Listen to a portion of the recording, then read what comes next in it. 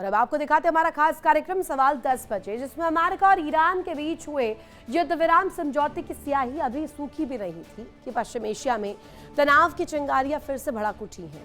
हालांकि बीते बुधवार को ईरान अमेरिका के बीच समझौते के बाद दुनिया ने राहत की सांस ली थी। लगा था कि अमेरिका और ईरान के बीच हुए समझौते के बाद मिडिल ईस्ट के आसमान से बारूद का धुआं छट जाएगा, लेकिन यहाँ महज चंद घंटों के अंदर ही शांति के इस सफेद कागज की सरेआम धज्जियां उड़ा दी गई। इसका इकलौता जिम्मेदार है इजराइल। एक ओर अमेरिका शांति का ढोल पीट रहा था, दूसरी ओर इजरायली सेना लेबनान की छाती पर लगातार बम बरसा रही थी।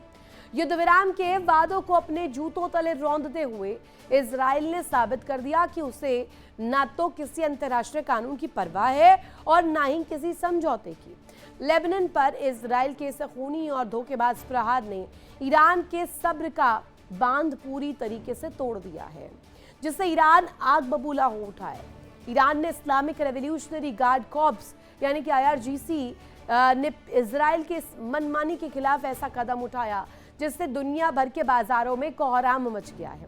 ईरान ने साफ ऐलान कर दिया है कि दुनिया के तेल व्यापार की सबसे बड़ी नस स्ट्रेट ऑफ हॉर्मूज को एक बार फिर से पूरी तरह बंद किया जा रहा है। IRGC ने मैरीटाइम रेडियो पर गरजते हुए कहा कि इजराइल का लेबनान पर हमला सीधे सीधे अमेरिका ईरान समझौते का कत्ल है। इसके बाद ईरान की शर्त अब दो टूक है। जब तक इजराइल लेबनान से अपनी सेना पीछे नहीं हटाता, तब तक यह अवैध नौसैनिक नाकेबंदी नहीं हटती, और जब तक इस खाड़ी से अमेरिकी सैनिक वापस नहीं जाते, तब तक हॉर्मूज का रास्ता बंद ही रहेगा। यानी समझौते के बाद ईरान ने अमेरिका और इजराइल के सामने दो शर्तें रखकर मामला बेहद संगीन बना दिया है। अमेरिका और ईरान के बीच शांति समझौते के बाद राहत की जो खबर मिल रही है, उस पर नेतन्याहू ने पानी फेर दिया। अपने प्रॉक्सी पर हमले से आग बबूला हुए ईरान ने भी मोर्चा संभालते हुए हॉर्मूज को फिर से बंद कर दिया है। चलिए अब आपको ग्राफिक्स के जरिए बताते हैं कि आखिर अमेरिका के साथ शांति समझौते के बाद ईरान ने हॉर्मूज स्ट्रेट को क्यों बंद कर दिया है। ईरान ने हॉर्मूज बंद क्यों किया? लेबनान पर दरअसल इजरायली हमले से ईरान भड़का हुआ है। इजराइल ने दक्षिणी लेबनान पर हमले किए। अमेरिका इजराइल को ईरान ने चेतावनी भी दी। इसके साथ साथ हमला और समझौता साथ साथ नहीं हो सकते, ये संदेश ईरान ने दिया। हमलों के दौरान हॉर्मूज स्ट्रेट बंद ही रहेगा। अब ये शर्तें और ये दावे, इन दावों के बीच हकीकत क्या है, इसी पर करेंगे चर्चा। हमारे साथ खास मेहमान जुड़े हुए हैं। मेहमानों का तारुफ करवा दूं। Major Virat Mishra, Damodar Singh, doctor DK Gupta sir हमारे साथ जुड़े हुए हैं। सबसे पहले विराट सर, नेतन्याहू ने एक तरह से पानी फेर दिया है कि ये धरे पर डोनाल्ड ट्रंप इस पक्ष में थे कि समझौता हो जाए और किसी भी कीमत पर हॉर्मूज खुल जाए, लेकिन वो लग रहा है वहां पर अब संकट के बादल मंडरा रहे हैं। जी ऋतु मैम, देखिए एक बहुत जरूरी बात ये समझना पड़ेगा कि इजराइल ने लेबनान पे बहुत मुश्किल से उसके साउथ लेबनान पे फिर से काबू किया है, और मुझे नहीं लगता कि अब इजराइल वो जगह छोड़ेगा। कितना भी उसके ऊपर प्रेशर डाला जाए, वो साउथ लेबनान से अपना जो कब्जा है वो नहीं छोड़ेगा। 7 अक्टूबर 2023 को हमास ने हमला किया था इजराइल के ऊपर, आपको याद होगा, और उसके बाद से स्थितियां लगातार बिगड़ती गई। और उसमें देखिए आपको ये समझना पड़ेगा कि हिजबुल्ला का एक बहुत बड़ा रोल रहा है इजराइल के ऊपर अटैक करने में। 1982 की बनी हुई ऑर्गेनाइजेशन है और इसने बहुत सारे प्रहार किए हैं इजराइल के ऊपर। इसका पूरा, हिजबुल्ला का पूरा सपोर्ट, पूरी फंडिंग, पूरे हथियार, गोला बारूद आता है ईरान की तरफ से। और आपको एक इंटरेस्टिंग बात बताता हूँ, हिजबुल्ला अपना जो लीडर मानता है वो मानता है ईरान के जो सबसे बड़े लीडर खमेनी थे उन साहब को मानता था। तो आप ये समझ सकते हैं कि कितना गहरा संबंध है इन दोनों देशों में और दोनों पार्टीज में, यानी कि ईरान और हिजबुल्ला में।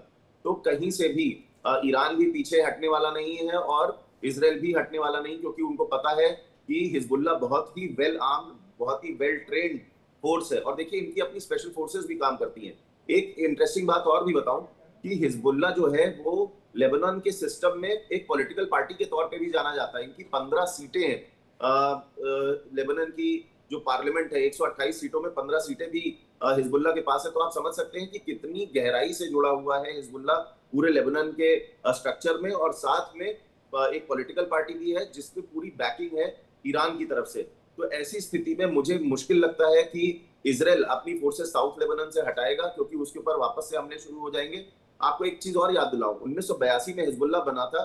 2000 में इसराइल ने अपनी फोर्सेस हिजबुल्ला के दबाव में हटाई थी लेबनान से, और उसके बाद फोर्सेस की हिजबुल्ला फोर्सेस की बहुत बड़ी विजय मानी गई थी। उसका पूरे वेस्ट एशिया में बहुत बड़ा दबदबा हो गया था। अब ऐसी भूल इसराइल नहीं करेगा, ये मैं आपको लिखित में दे सकता हूं। वहां से फोर्सेस तो नहीं हटेंगी। हाँ, इसी में कोई पैक्ट हो जाए कि अब हमला नहीं करेंगे, एक बफर जोन बना के तैयार रखेंगे, ये जरूर संभव है। पर आने वाले समय में ये जो डील है, ये बहुत ही खांडे की धार जिसे कहते हैं, बहुत ही मुश्किल डील हुई है। इसमें दोनों ही पार्टीज यानी कि ईरान और यूएस इसमें ऐसी शर्तों पे अग्री करने के लिए तैयार हैं जो कि जिसकी निर्भरता इसराइल के ऊपर है। और ऐसे में इसराइल जो कि तैयार नहीं है किसी भी तरीके से इस डील को मानने में, ये अपने आप में एक बड़ा डैम्पनर है अगले आने वाले 60 दिन में। बहुत जरूरी है, बहुत इसी महत्वपूर्ण पर है दामोदर जी से एक प्रतिक्रिया मैं चाहूंगी। दामोदर जी, अगर इस पूरे पक्ष को देखें तो नेतन्याहू का एक कॉल था कि किसी भी कीमत पर जो डील हो रही है उस डील से रोका जाए, क्योंकि उसके जो मंसूबे हैं, उसके इंटरेस्ट अभी तक पूरी तरीके से फुल फ्लेजेड अचीव नहीं हुए हैं, वो सक्सेस नहीं मिल पाया, चाहे वो प्रॉक्सीज को लेकर के हो, हिजबुल्लाह हमास हूती को लेकर के हो। तो क्या ये तस्वीर अब नेतन्याहू इससे खुश होंगे क्या? देखिए, नेतन्याहू इन सब चीज़ों से, good morning ma'am and all panelist. सबसे पहले मैं बता दूं, नेतन्याहू का जो स्टेटमेंट है या नेतन्याहू का जो स्टैंड है इन सब चीज़ों पे बहुत पहले से क्लियर था। पूरी दुनिया को पता था कि आप कोई भी डील करेंगे और जब तक इसराइल के हितों को आप अपने साथ शामिल नहीं करेंगे, जब तक आप इन प्रॉक्सीज पे आप उनको डॉक्यूमेंटेड नहीं करेंगे और उनको टेबल पे नहीं लाएंगे या ईरान से उनके बारे में बात नहीं करेंगे, इसराइल के हितों को ध्यान में नहीं रखेंगे, कोई भी डील प्रभावी नहीं हो सकती।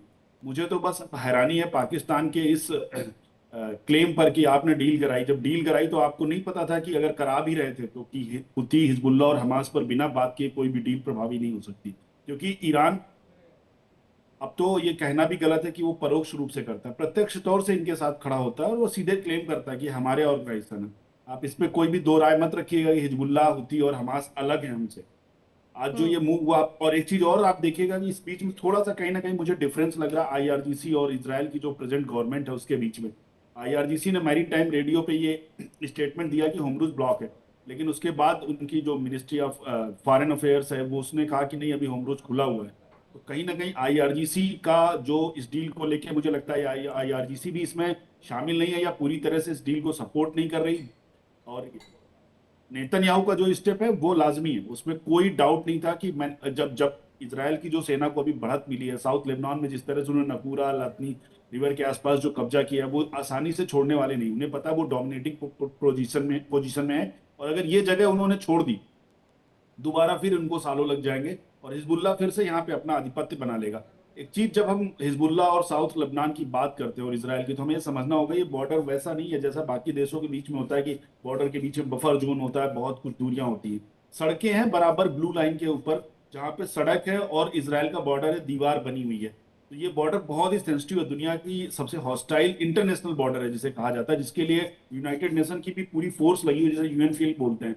तो आप उस बॉर्डर को ऐसे और इसराइल के पास जो इस समय बढ़त है वो उसे स्ट्रेटजिक अपने एडवांस के तौर पे देख रहा है, एडवांसमेंट है, उनके पास स्ट्रेटजिक अचीवमेंट है कि वो हिजबुल्लाह को अब सप्रेस करके रख सकते हैं। उसके सोर्सेज और रिसोर्सेज जितने भी वेयर हाउसेज उनको डिस्ट्रॉय कर चुके हैं लगभग साउथ लेबनान में। इसे वो किसी भी डील पे नहीं छोड़ेंगे, क्योंकि उन्हें पता है कि अगर उन्हें साउथ लेबनान और अपने नार्दर्न इसराइल भी है तो उन्हें ये बढ़त बनाकर रखनी होगी, हिजबुल्लाह को सप्रेस करके रखना होगा। हमास को लगभग उन्होंने नेस्तनाबूद कर दिया। अब उनके पास हुती उनका टारगेट है, और हुती ने अगर कोई भी हरकत करी तो हुती को भी नहीं छोड़ने वाले। वैसे हुती उनसे दूर है, मिसाइलों के अलावा उन्हें कोई ग्राउंड अटैक का खतरा हुती से नहीं है। तो ये जब डील हो रही थी तो ये ईरान और यूएसए को सोचना चाहिए था, कोई भी देश जब इस तरह की स्ट्रेटेजिक बढ़त ले लेता तो वो आसानी से नहीं छोड़ता, और छोड़ना भी नहीं चाहिए। मुझे लगता है कि अगर आपका पड़ोसी इस तरह से हॉस्टाइल है, आपको उससे डर है, तो आप एक बार जब उसके ऊपर इस तरह से हमला करते हैं, इसराइल ने भी बहुत लॉस किया है। और शुरुआत किसने की थी ये देखना होगा। आपने जब अक्टूबर 2023 में हमला किया था तो आपने सोचा नहीं था कि इसराइल इसका बदला लेगा और बुरी तरह से, और किसी भी देश को ये हक है कि वो अपनी संप्रभुता का रक्षा करे जिस तरह से भी हो। हम ये तय नहीं कर सकते इजराइल को क्या करना है। ठीक है, जो करना है एक वो सवाल करेगा अपनी डीके रक्षा के गुप्ता लिए। जी से मेरा। डीके गुप्ता जी, अगर प्रॉक्सी बनाम प्रॉक्सी की लड़ाई देखें तो क्या ये प्रॉक्सी के इर्द गिर्द ही पूरा मैटर फंस जाता है क्या? एक चीज देखना है कि जब से हम लोगों ने होश संभाला है मिडिल ईस्ट में, ऐसा हो क्यों रहा है? ऐसा इसलिए हो रहा है कि जैसा अमेरिका, ब्रिटेन, फ्रांस, पुर्तगीज, ये सब एक उपनिवेशवाद वाली सोच से भारत जैसे देशों को 400-500 गुलाम बना के रखे, उसी तरह से एक ईरान ने अपनी एक छोटी शक्ति से पूरे मिडिल ईस्ट के अंदर एक उपनिवेशवाद की सोच से चला। देखिए, उसके तहत ही उसने जो है इजराइल के अंदर जो हमास को एक्टिव किया, फिलिस्तीन में हमास को एक लगभग 20 साल तक पॉलिटिकल पार्टी के रूप में हमास बैठता था, जो एक आतंकवादी संगठन है, भारत सरकार उसको नहीं सपोर्ट करती। उसके बाद उसने रेड सी, जिससे उसका कोई मतलब नहीं, उसने ओपनाइज करने के लिए वहां पे हुती को क्रिएट किया, जिसने कि यमन के साउथ यमन में कब्जा कर रखा है, वहां पैरेलल गवर्नमेंट चलती है। ईरान का युद्ध सबको पता है, क्योंकि वहां मिलिशिया खड़ा कर दिया ईरान ने। मतलब ईरान ने सारी कोशिश की कि मैं पूरे मिडिल ईस्ट में कैसे एक शिया धर्म का गुरु बना रहूं और कब्जा करके रखूं। यही ब्रॉडर एस्पेक्ट में अमेरिका करता है, ब्रिटेन करता है, या जो भी जिसके पास जब पावर होती है, कल चाइना के पास पावर आ जाएगी, चाइना करेगा, और इसमें ये सब चलती रहती है। अब देखिए, अमेरिका और इजराइल का बेसिक डिफरेंस अगर हम सेंट्रल फोकल अगर ईरान माने तो क्या है? अमेरिका को ईरान से क्या चाहिए? अमेरिका को ईरान से ऑयल चाहिए, अमेरिका को ईरान से एक हेजिमोनिक स्फीयर चाहिए, जो कि देखो मैंने ईरान को भी कब्जा कर लिया। अमेरिका को ईरान से चाहिए कि मैं अगर वहां पे अटैक करता हूं तो क्रिश्चियनिटी वोट बैंक खुश होती है अमेरिका के अंदर। तो अमेरिका, लेकिन ये तीनों चीज इजराइल को ईरान से नहीं चाहिए। अभी कितने चांसेस है, विराट सर से पूछते हैं, कितने चांसेस है कि ये डील अभी भी खराब हो सकती है? बहुत चांसेस है मैम, बहुत चांसेस है। और देखिए, जिनके बीच में डील हुई है उसके अलावा एक तीसरा फैक्टर है, वो है इजराइल। तो इजराइल को संभाल पाना इस समय बहुत ही मुश्किल दिख रहा है, और उनसे ये कहना कि वो लेबनान से अपनी फोर्सेस हटा ले, ये तो देखिए नेक्स्ट टू इम्पॉसिबल है। इतना उन्होंने अपना गोला बारूद, इतना पैसा, इतना एफर्ट खर्च किया है इजराइल ने लेबनान के साउथ में के हिस्से में, वहां पे अपनी फोर्सेस को भेजने लगाने में। और सन 2000 में इन्होंने अपनी फोर्सेस हटाई थी, उसके बाद से हिजबुल्लाह और मजबूत हुआ, उन्होंने इनके ऊपर लगातार हमले किए हैं। और अक्टूबर 2023 में जब हमास ने भी हमला किया तो ये हिजबुल्लाह ने नॉर्थ साइड से और हमले करने शुरू कर दिए। बहुत इनके पास डीप स्ट्राइक कैपेबिलिटी है, हथियार और असलहों की, जो ये इजराइल के अंदर, उनके बिल्कुल हार्ट ऑफ इजराइल में जाके ये हमला कर सकते हैं, इतनी कैपेबिलिटी है। नहीं तो मोजतबा और आईआरजीसी क्या पैरेलली इस पर साथ आएंगे? अगर कहा जाए, अमेरिका की तरफ से कहा गया है कि डील होते ही हॉर्मुज खाली हो जाएगा, लेकिन ईरान ने तो अब शर्तें रख दी है। ईरान कह रहा है कि पहले अपने सैनिक हटाइए, सैनिक नहीं हटाएंगे तो हमारी तरफ से भी डील नहीं दी जाएगी। ये आईआरजीसी का कॉल है ईरान में या मोजतबा का है? देखिए, मुश्तबा तो मुझे लगता है कि वो डील करने के लिए तैयार होंगे, बट आईआरजीसी के जो अपने हित हैं, जैसे पाकिस्तान में सेना के अपने हित हैं, वैसे ही आईआरजीसी के अपने हित हैं। और उन्होंने पाल पोस के बड़ा किया है इस बच्चे को, आप समझिए, हिजबुल्लाह को पाल पोस के बड़ा किया है 1982 से। तो वो इस तरीके से इसको खत्म होते, नष्ट होते देखना नहीं चाहेंगे, और वो चाहेंगे कि हिजबुल्लाह मजबूती के साथ तैनात रहे यहाँ पे। और किसी भी तरीके से, देखिए, इजराइल भी नहीं चाहेगा कि हिजबुल्लाह मजबूत हो। तो ये बहुत ही एंटागोनिस्टिक फोर्सेस ऑपरेट कर रही हैं इस डील के बाहर। एक तरफ हिजबुल्लाह है, एक तरफ इजराइल है, जो कि इस डील का हिस्सा है भी नहीं। उनको ये जबरदस्ती उनके साथ की गई है कि आप भाई इसका हिस्सा बनिए। और मुझे नहीं लगता कि ये जो शांति प्रक्रिया जो चल रही है, इसमें किसी भी तरीके से अभी सुधार आने की संभावना है। क्यों? क्योंकि इजराइल मानने को तैयार नहीं होगा, वो अपनी फोर्सेस नहीं हटाएगा मैम। इसी में किसी तरीके का इनको वाया मीडिया निकालना पड़ेगा। ये हो सकता है कि वो अपने हमले बंद कर दे, पर फोर्सेस हटाने की बात पे मुझे नहीं लगता कि अब वो अग्री करेगा। जी। लेकिन दामोदर जी, मिडिल पॉइंट अगर हम देखें, अभी भी वही अटक रहा है ना पेज, कि हम जब से ये इनिशिएट हुआ एपिक फ्यूरी, उसके चंद दिनों बाद ही, चंद हफ्तों बाद ही डोनाल्ड ट्रंप इस पक्ष में थे कि इस जंग से बाहर निकल लिया जाए। तो ये तो क्लियर कट हो गया कि ईरान ने घुटनों पर ला ही दिया अमेरिका को, या नहीं? ये बिल्कुल सही है कि ईरान का धैर्य इस पूरी लड़ाई में हावी रहा अमेरिका के ऊपर, और ईरान ने बड़े धैर्य के साथ अमेरिका को डील किया, अपनी मिसाइलों से, अपने जो भी ड्रोन थे उनसे अमेरिका को। और एक चीज जो बहुत कड़वा सच है, अमेरिका को इस बार स्वीकार करना पड़ेगा, मिडिल ईस्ट पे उसके जितने बेसेस थे, सारी स्ट्रेटजिक डेप्थ को ईरान ने तबाह किया। और हैरानी की बात है कि उनके पास सारी लोकेशंस थी। इतने सारे आपके एयर डिफेंस सिस्टम होने के बाद भी आप एक भी अपने कई सारे उनके एयरक्राफ्ट डिस्ट्रॉय किए हैंगर पे, कारपेट बॉम्बिंग में उन्होंने किया, इसके बाद उनके रडार डिस्ट्रॉय किए, रडार स्टेशन सबसे पहले उड़ाए थे ईरान ने। तो कहीं ना कहीं अमेरिका को इसका बहुत बड़ा खामियाजा चुकाना पड़ा है, और ये डील करने के लिए अमेरिका जितना उतावला था, और एक पूरी डील का एक मजाकिया मुझे लग रहा था कि ये डील कम हो रही है, फोटो ऑफ ज्यादा चल रहा है, Absolutely. सोशल मीडिया पे ज्यादा पूरी जगह फोटो खिंचवाए जा रहे हैं। नहीं, तो सेम कुल मिला के ये बच्ची- कहा जाए कि एक डब्बे में अभी तक कैद था, इंडिपेंडेंट ईरान का कॉल नहीं था। इस जंग के बाद वो खुलकर सामने से तस्वीर दिखा रहा है, सामने से खेल रहा है अमेरिका के साथ।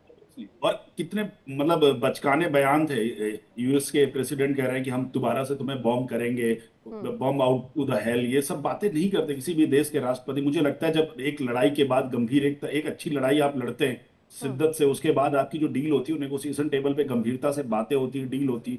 जिस तरह से पाकिस्तान के प्रधानमंत्री फोटो वीडियो रिलीज कर रहे हैं, ये सब चीजें एक डील का हिस्सा, कभी इस तरह की डील नहीं होती लड़ाई के बाद। ये कोई कमर्शियल लड़ाई में, बिजनेस डील नहीं थी जिस इस तरह से आप तरीके की इसको बयानबाजी और इस तरीके की एक तरह से सोशल मीडिया पोर्ट्रेयल की भी आवश्यकता नहीं पड़ती है। इसी के साथ यहाँ आप तीनों का भी बहुत शुक्रिया कनेक्ट होने के लिए। वक्त मेरे पास इतना ही था, यार रुकेंगे छोटे से ब्रेक के लिए। इंडिया डेली अब आपके स्मार्ट टीवी पर मौजूद है। इंडिया डेली 24/7 देखिए अब इन सभी प्लेटफॉर्म्स पर लाइव।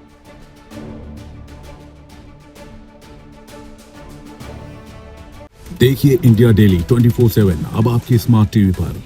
इंडिया डेली मौजूद है सभी डिजिटल प्लेटफॉर्म पर लाइव और लगातार। इंडिया डेली 24/7 हर दिन राष्ट्र को समर्पित।